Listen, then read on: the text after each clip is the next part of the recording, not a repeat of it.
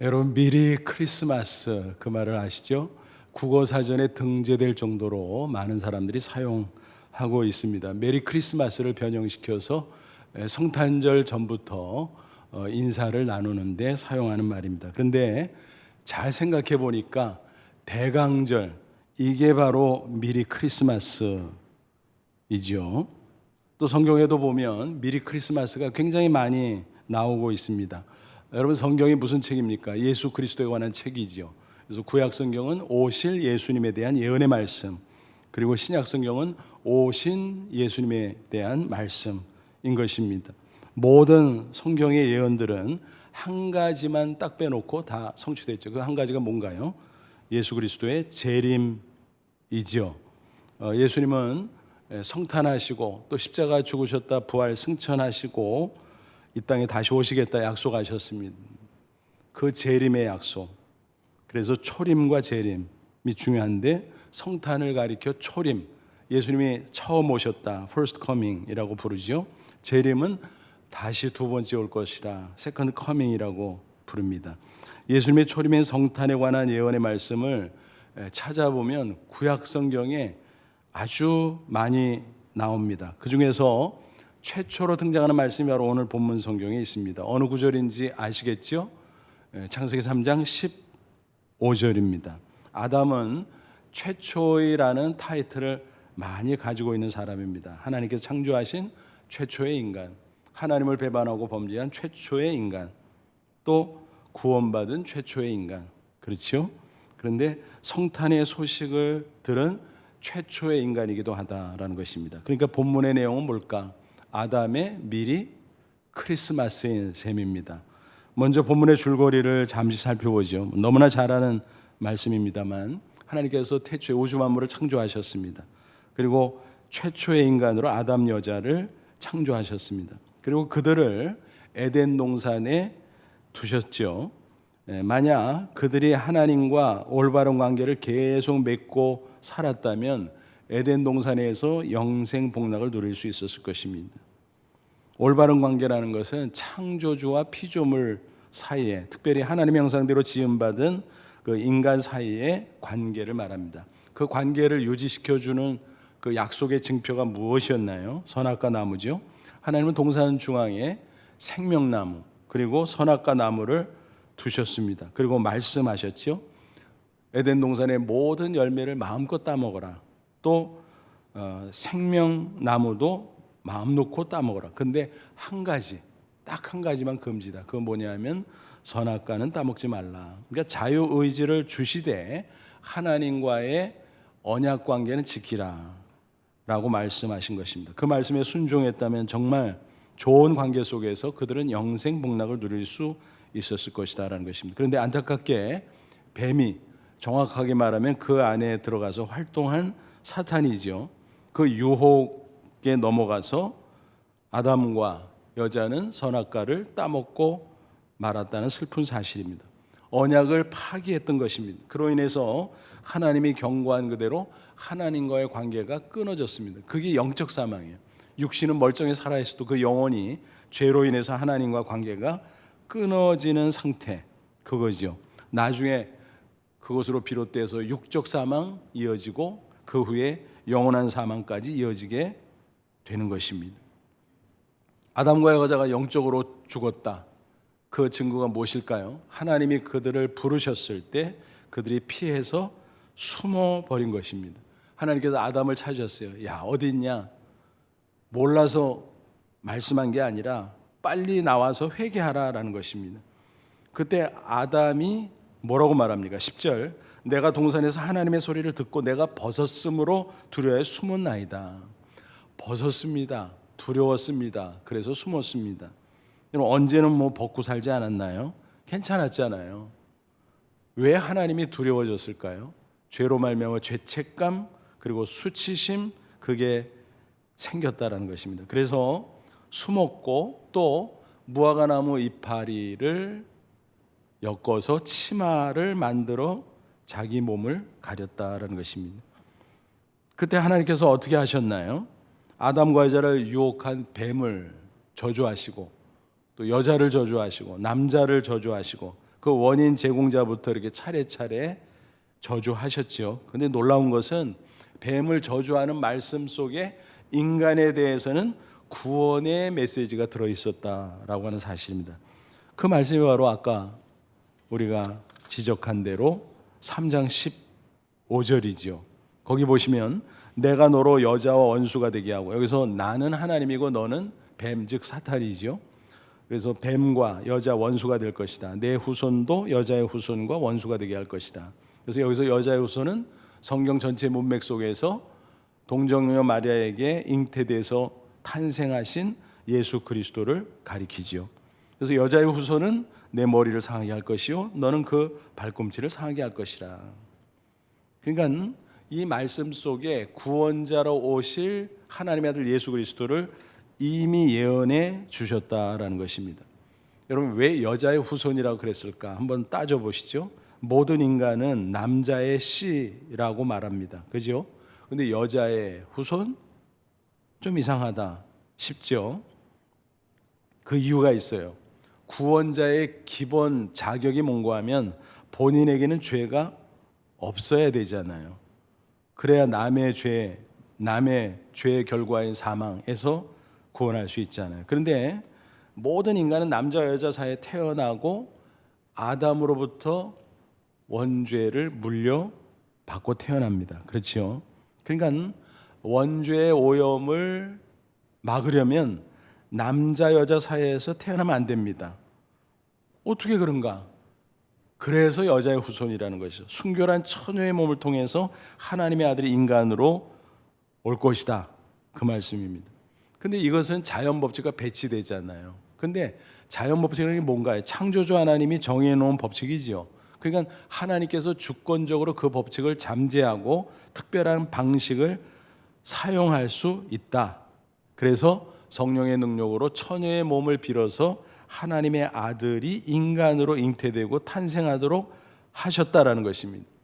그게 성경에서 누누이 강조하는 기본 교리지요. 우리가 사도신경 암송할 때마다 그 외아들 우리 주 예수 그리스도를 믿사오니 이는 성령으로 잉태하사 동정녀 마리아에게 나시고, 그렇게 고백하잖아요. 성경은 이와 관련해서 구약에서 이 창세기 15장 여자의 후손의 예언이 쭉 이어진다. 중간중간. 그 중에서 정말 중요한 구절이 있죠. 이사야 7장 14절. 보라, 처녀가 잉태 아들을 낳을 것이요 그의 이름을 임마누엘이라 하리라. 예수님의 별명이죠, 임마누엘은. 그래서 처녀가 아들을 낳는 신기한 일이 있을 것이다. 그 아들이 바로 하나님의 아들로서 인간으로 탄생하는 것이다 라는 것입니다. 그 예언의 말씀이 그대로 성취되죠. 마태복음 1장 18절. 예수 그리스도의 나심은 이러하니라. 그의 어머니 마리아가 요셉과 약혼하고 동거하기 전에 성령으로 잉태된 것이 나타났더니 그랬습니다. 근데 여기서 좀 의문이 생깁니다. 왜냐하면 처녀의 몸을 사용하실 거면 보통 처녀를 선택하면 쉬울 텐데 왜 하필이면 약혼 상태인 처녀를 선택하셨을까?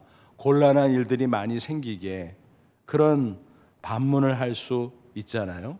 근데 거기에는 두 가지 중요한 이유가 있어요. 첫째는 뭐냐면 처녀의 순결성을 공적으로 보증하기 위함입니다. 왜냐하면 그 당시 유대인 사회에서는 약혼한 처녀다 그러면 그 순결성을 공적으로 보증해줘요.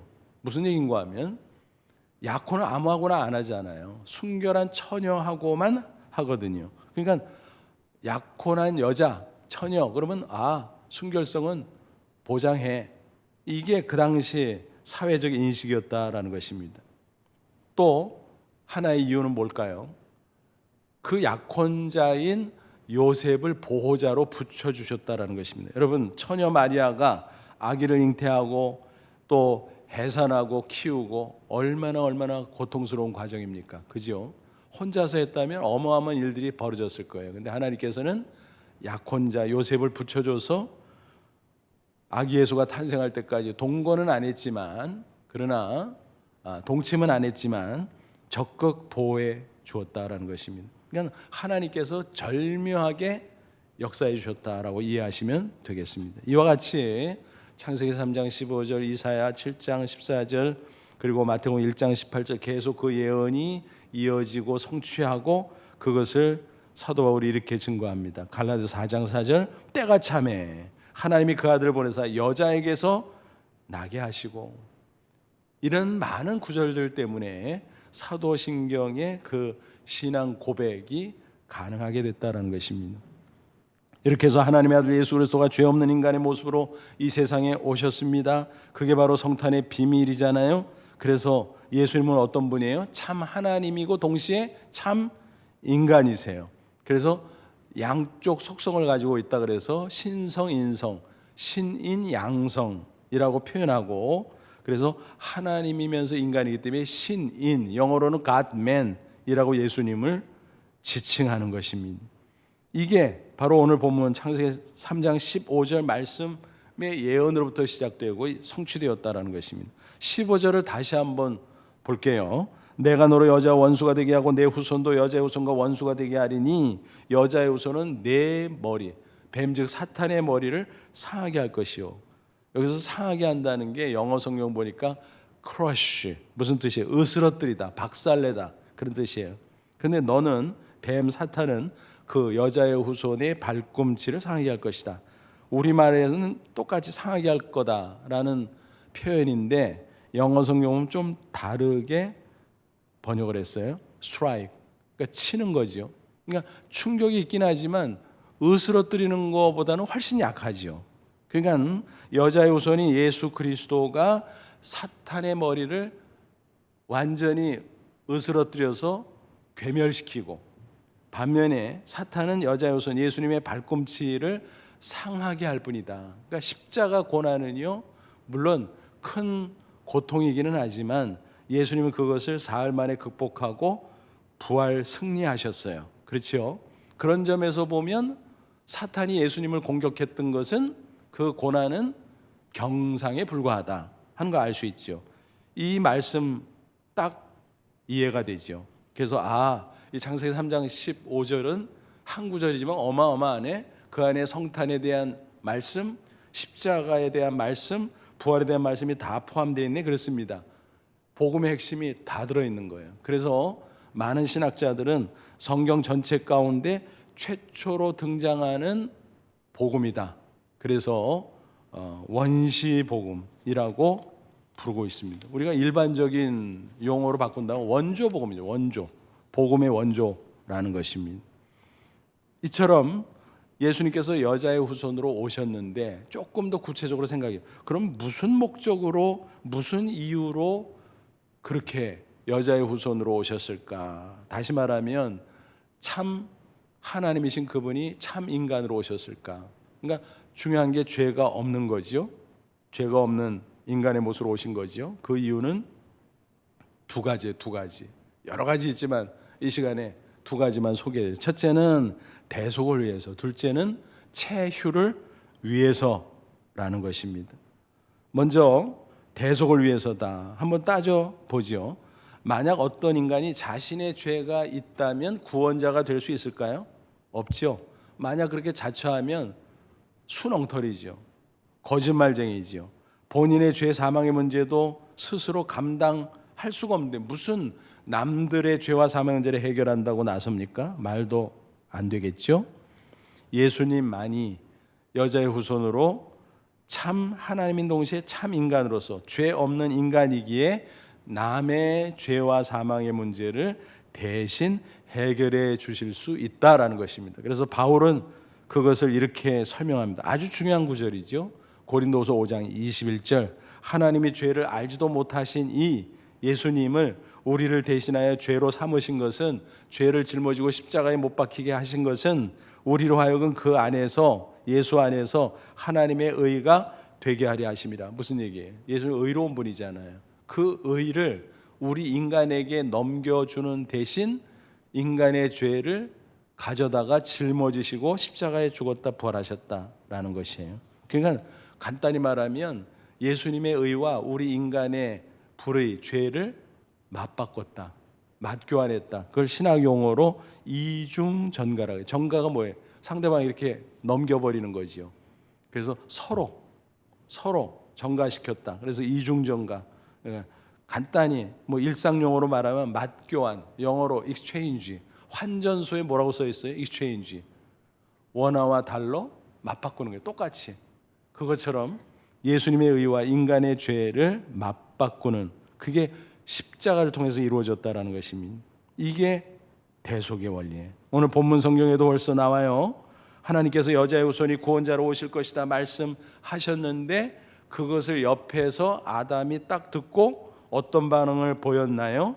20절 보세요. 아담이 그 아내의 이름을 하와라 불렀으니 그는 모든 산자의 어머니가 됨이라. 그전에는 그냥 여자였어요. 특별한 이름이 붙어있지 않았어요. 근데 3장 15절 말씀을 듣고 아하, 그러면 내 안에 저 여자가 생명이네, 생명이라는 의미의 하와라는 이름을 붙여줬다라는 것입니다. 여러분, 성경에 보면 지명과 인명이 많이 나오잖아요. 모두 다 그런 것은 아니지만 상당수가 신앙 고백적 의미가 있다라고 하는 사실이에요. 그러니까 아담이 원시복음의 말씀을 듣고 그것을 믿었다는 거예요. 야, 그래? 그럼 여자의 후손이 구원자로 오신단 말이야? 그러면 내 안에 저 여자가 대단하네, 생명이잖아 하고 그 이름을 붙였다라는 것입니다. 그러니까 하와라는 이름을 붙인 것 자체가 아담의 신앙 고백적 표현이었다, 그렇게 이해하시면 되겠습니다. 그 고백을 들으신 하나님께서는 또 어떻게 하셨나요? 21절, 여호와 하나님이 아담과 그 아내를 위하여 가죽옷을 찌어 입히니라. 근데 앞에 뭐가 나왔다고요? 죄책감과 수치심을 가리고자 그들이 스스로 무화과나무 이파리를 엮어서 치마를 해서 몸을 가렸죠. 근데 죄책감과 수치심을 가릴 수 있어요? 없죠. 그냥 하나님께서 야, 벗어 그거 갖고 되냐? 하고 대신에 가죽옷을 만들어서 입혀 주셨다라는 것입니다. 여기서 속죄의 의미가 있는 것입니다. 흥미로운 것은요, 구약 성경 히브리어로 속죄하다라는 뜻을 가진 단어가 카파르. 근데 이 카파르가 원래 무슨 뜻인가 하면 덮어서 가리다, 이렇게 덮어 가리는 거예요. 가려버리는 거예요. 그게 속죄하다라는 뜻이 됐다라고 하는 것입니다. 자, 보세요.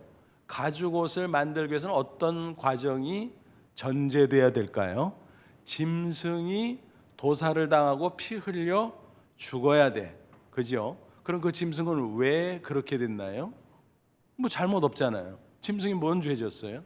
아담과 하와의 죄를 대신해서. 왜냐하면 죄의 삭은 사망, 피 흘림이 없은즉 속죄가 없느니라. 성경의 원리잖아요. 그래서 대신 속죄하기 위해서 짐승이 피 흘려 죽었다라는 것입니다. 이것이 바로 구약 성경의 속죄 제사로 쭉 이어졌고, 때가 되매 하나님의 아들이 여자의 후손, 죄 없는 인간으로 오셔서 인간의 죄를 대신 짊어지고 십자가에 죽으셨다. 십자가가 그러니까 속죄 제사의 완성이라고 말할 수 있죠. 그래서 우리는 대속의 십자가라고 부릅니다.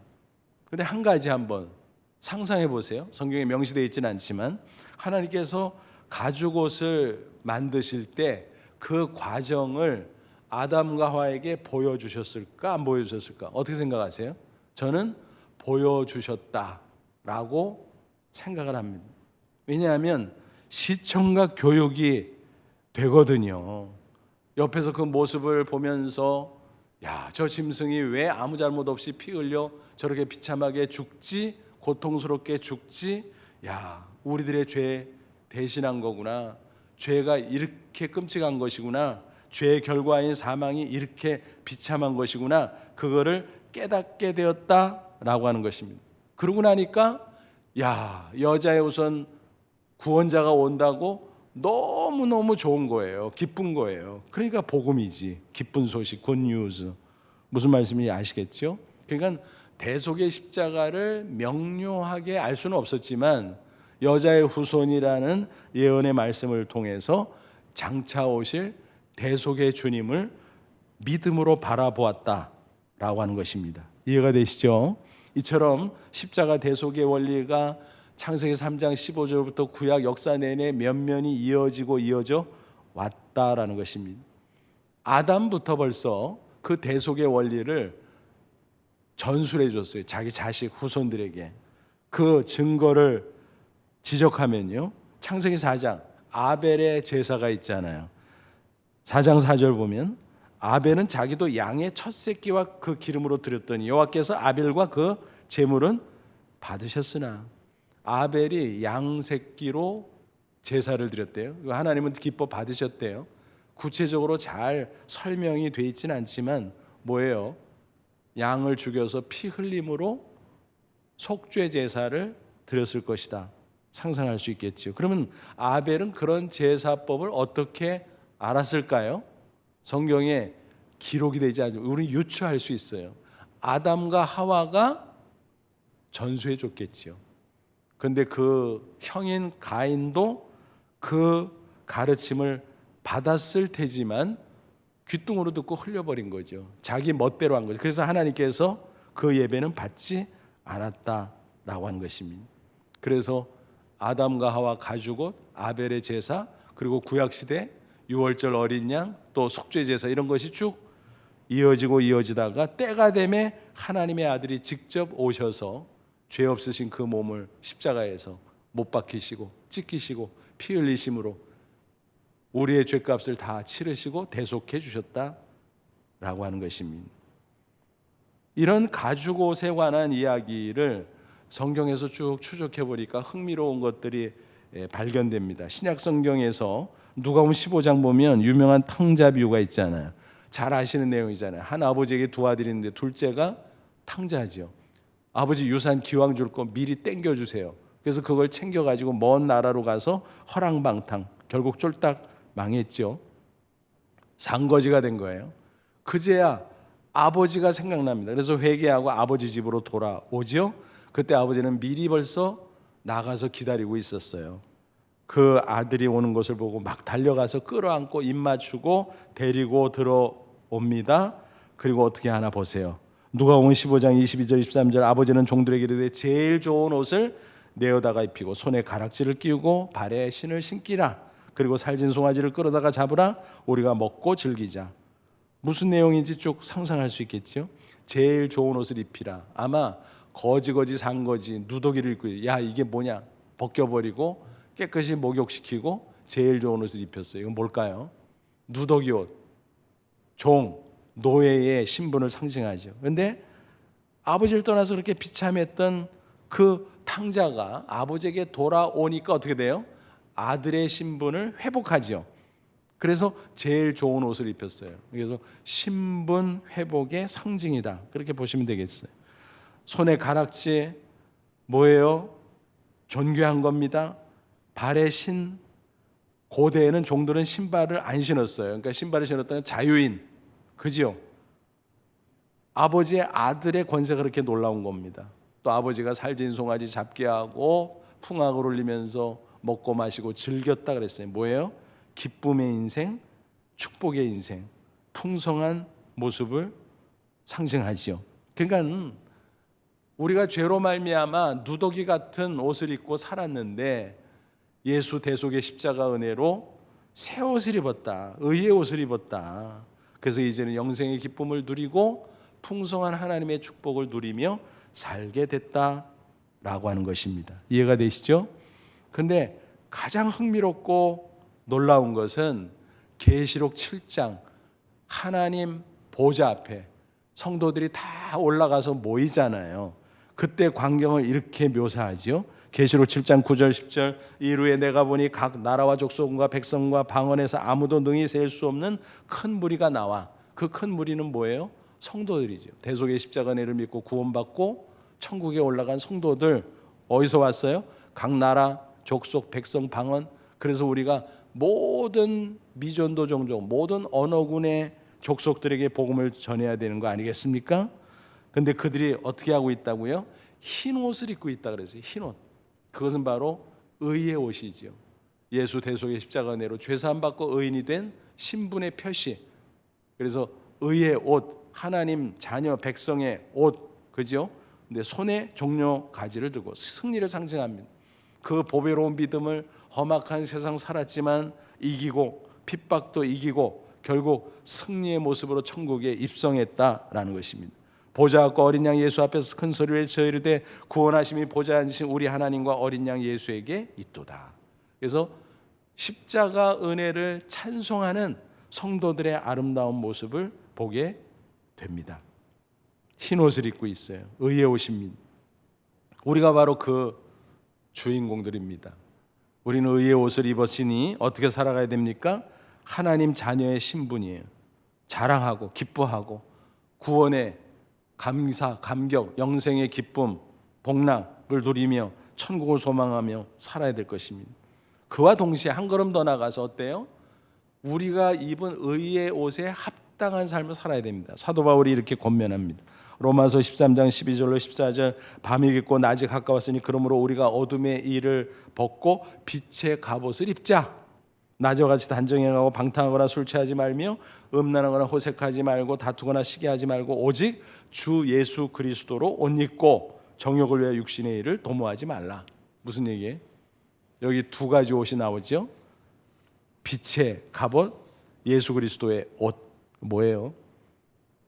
예수 십자가 대속의 은혜를 받기 전에는 옛사람의 모습, 죄인의 모습을 어땠어요? 어둠 속에 살았습니다. 방탕과 음란과 정욕과 호색을 추구하며 살았습니다. 추한 인생이었죠. 그러나 이제 그 더러운 옷을 벗어 던지고 새 옷, 예수님의 의의 옷을 입었어요. 그러므로 예수님처럼 정결하고 거룩하고 아름다운 모습으로 살아야 마땅하다라는 것입니다.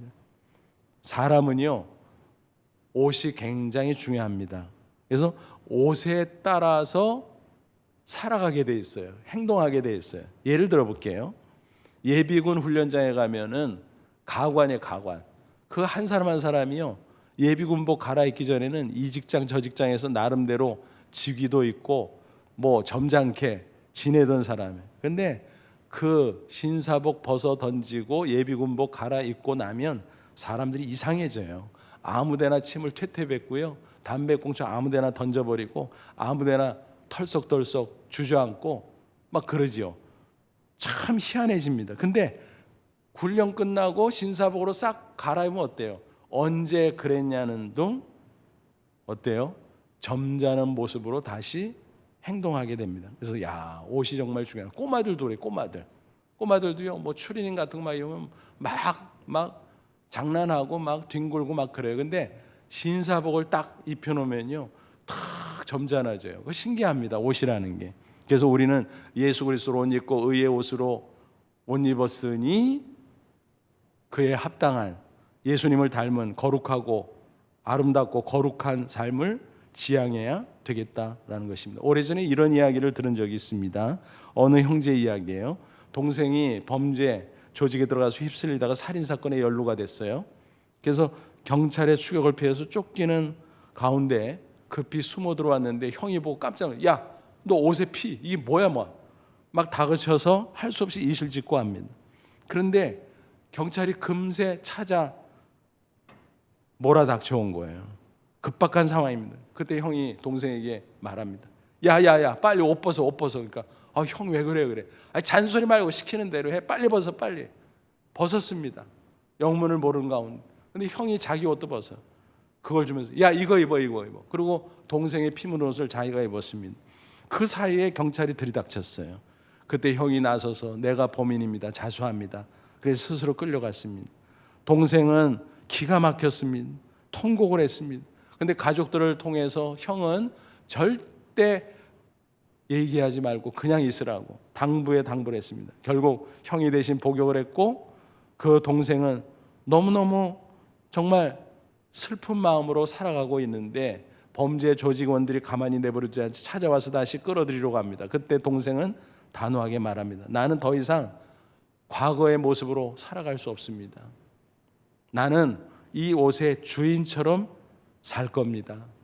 뭐 당연히 협박을 당하고 얻어맞았죠. 그러나 끝까지 버텼고 결국 그 동생은 형이 원하는 대로 새로운 삶을 살게 되었다라고 하는 이야기입니다. 여러분, 그리스도로 옷 입는다는 것은 바로 그거예요. 그러므로 부디 저와 여러분도 예수 그리스도 십자가 대속으로 의의 옷을 입은 사람으로서 하나님 자녀의 신분으로 자유, 영생의 기쁨을 누리며 살 수 있기를 바랍니다. 동시에 그리스도의 옷을 입은 자로서 빛의 증인으로서 예수 닮은 모습으로 아름답고 거룩하게 살아가시기를 주님의 이름으로 축원합니다. 그리고 두 번째는 뭐라 그랬어요? 여자의 옷을 오신 이유는 체휼을 위해서다 그랬어요. 체휼은 요즘 잘 쓰지 않는다는데 사실은 예전에 우리가 사용하던 성경 번역본에 나왔던 단어예요. 히브리서 4장 15절 우리에게는 대제사장 예수님은 우리 연약함을 동정하지 못하실 리가 아니요 이중부정이죠. 동정한다. 근데 지금 우리의 개정판은 동정이라는 단어를 썼는데 예전 한글 개혁판은 뭐라고 되어 있냐면은 우리 연약함을 체휼하지 아니하는 자가 아니요 그랬습니다. 모든 일에 우리와 똑같이 시험을 받으신 이로되 죄는 없으시니라 그랬습니다. 개정이 아니라 한글 개혁입니다. 그래서 체휼, 동정, 저는 개인적으로 체휼이라는 단어를 더 좋아합니다. 무슨 얘기입니까? 예수님은 죄만 없지 우리와 똑같은 인간의 모습으로 사셨다. 그래서 우리의 인생고 우리의 애환을 직접 체험하셨기 때문에 공감하시고 위로해 줄 수 있다라고 하는 거예요. 체휼하다는 헬라어 단어가 쉼파테오인데 쉼파테오. 이 쉼이 함께라는 말이에요. 그래서 영어 단어 sympathize가 나왔는데 본래 뜻이 뭐냐 하면 함께 고난을 당하다라는 거예요. 함께 고난을 당하다. 이건 무슨 얘기예요? 고난을 똑같이 체험했기 때문에 공감하고 위로해 줄 수 있다. 그게 체휼의 뜻입니다. 히브리서 2장 18절 비슷한 말씀이에요. 그가 시험을 받아 고난을 당하셨은즉 시험 받는 자들을 능히 도우실 수 있느니라. 여러분 이게 정말 중요한 사실이에요. 예수님은 하나님이니까 다 아시잖아요. 전지. 그런데 차원은 달라요. 무슨 얘기냐면 알긴 아는데 지식적으로 아는 거하고 체험적으로는 다르잖아요. 인간이 되셨기 때문에 지식을 넘어 체험적으로 아신다라는 거예요. 만약 하나님이기만 하시다면 우리 인간과 공감대를 형성하기 어렵다. 우리 편에서 예수님 하나님이니까 뭐 하고 멀게 느낄 수 있다는 것입니다. 그런데 예수님이 인간으로 오셔서 우리와 동일하게 고난을 겪어보셨기 때문에 공감대가 형성되고 예수님이 친밀하게 느껴지고 예수님에게 가까이 갈 수 있고 의지할 수 있고 또 나를 아니까 내 애환을 아니까 도움을 요청할 수도 있고 그죠? 그렇습니다. 예수님 정말 아기 예수로 오셨어요. 비천하게 가난하게 오셨어요. 장성할 때 온갖 인생고를 다 겪어보셨어요. 목수의 아들 얼마나 고생했겠어요. 가난 궁핍 체험했어요. 육신의 아버지 요셉이 일찍 돌아가셔서 소년 가장으로서 집안을 책임지는 고난도 겪으셨어요. 공생애 시작하신 후에는 동가식 서가수 집 없는 서름 여우도 구리지만 인자는 머리 둘 곳이 없다 그랬잖아요. 조롱 핍박도 있었어요. 욕을 먹기도 했어요. 배신도 당해보셨어요.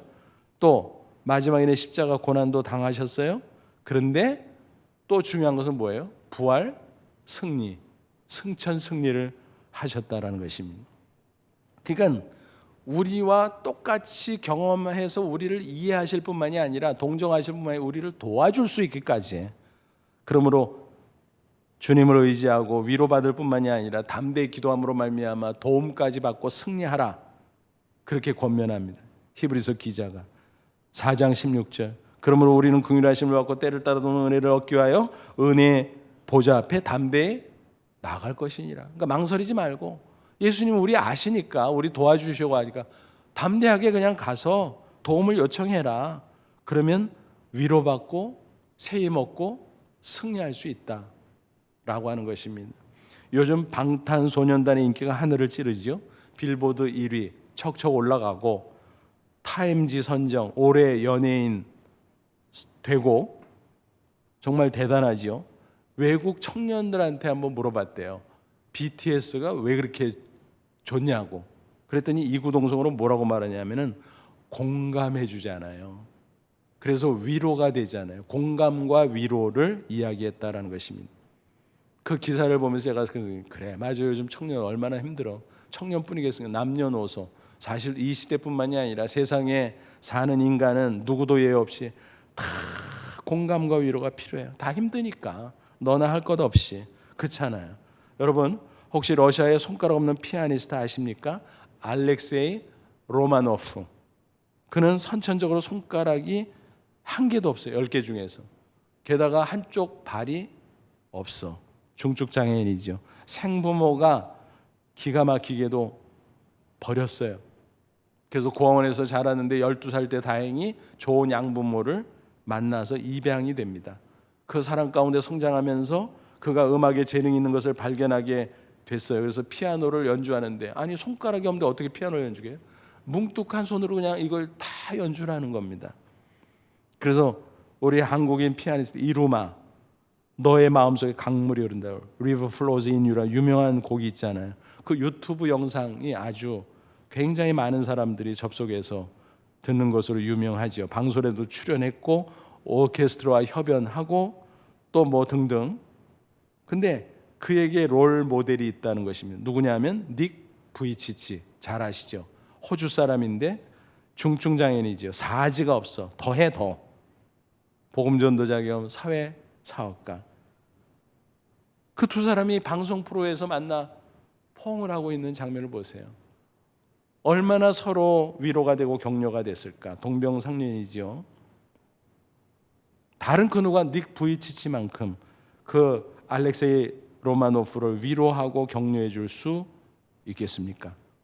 그래서 이 알렉세이 로마노프는 나의 롤 모델은 닉 부이치치입니다. 나도 닉 부이치치처럼 세상 많은 사람에게 희망의 전도사로 살고 싶습니다. 그게 꿈입니다. 라고 이야기를 했다는 것입니다. 정말 그렇죠. 서로에게 공감과 위로를 해줄 수 있는 사람이 있다면 얼마나 좋을까요? 근데 그런 사람을 찾는 게 사실은 쉽지는 않아요. 하지만 우리에게는 누가 있습니까? 예수 그리스도가 계십니다. 하나님의 아들이며 여자의 후손으로 참 인간으로 오신 그분, 죄만 없으시지 우리와 똑같은 그분, 그래서 세상의 모든 인생고 애환을 다 체험해 보신 그분, 그렇기 때문에 내가 아무리 별의별 고난을 다 겪고요 또 엄청난 고통을 당해도 예수님의 고난의 범위 안에 있어요. 내가 아무리 그래, 나같이 고생한 사람 있나 나와보라 그래. 나같이 고통받는 사람이 있나 나와보라 그래. 예수님 딱 나오셔요. 나 있다 어쩔래. 예수님이 다 아세요. 예수님의 고난의 범위 내에 있어요. 근데 예수님은 고난만 겪은 게 아니라 승리하셨어요. 그러므로 우리를 도우실 수 있다는 것입니다. 그러므로 그분에게 나아가 의지하고 위로받고 격려받고 또 도움을 요청하고 기도해서 세임 얻고 그와 함께 꼭 승리할 수 있기를 축복합니다.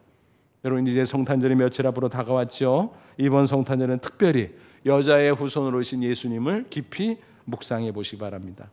대속하러 채율하러 이 땅에 오신 여자의 후손 참 인간이신 예수 그리스도를 바라볼 수 있기를 바랍니다. 그래서 구원의 기쁨으로 날마다 감사하며 사시고 또 주님으로 인한 승리 확신으로 당당하게 살아가는 그리고 복음의 증인이 되는 저와 여러분 다 되시기를 축원합니다. 기도하겠습니다. 이 말씀 붙잡고 기도하시죠. 하나님 그렇습니다. 예수 믿고 구원받고 하나님의 거룩한 자녀 된 것 감사합니다. 여자의 후손으로 이 땅에 참 인간으로 오셔서 나를 대속해 주시고 나를 채율해 주시고 그래서 내가 험한 세상이지만 구원의 확신으로 기뻐하며 고난 가운데 있어도 당당하게 주님 의지하고 승리하게 하시니 감사합니다. 남은 인생 그렇게 살며 그렇게 복음의 증인이 되길 원합니다. 나를 이끌어 주옵소서. 다 같이 간절한 마음으로 잠시 기도합니다. 하나님 아버지 은혜를 진심으로 감사합니다. 이 시간 주의 말씀으로 붙잡아 주시고 격려해 주시니 감사합니다. 깨우쳐 주시니 감사합니다. 나를 대속하러 채율하러 이 땅에 오신 예수님 감사합니다. 이제 주님 바라보며 구원의 감사 감격으로 승리하기를 원하며 또 주님 의지하고 간구함으로 말미암아 세임 얻고 당당하게 고난도 이기고 승리하는 저희들 되게 해주시고 빛의 증인으로서 살아갈 수 있도록 역사해 주시옵소서. 예수님의 이름으로 기도하옵나이다. 아멘.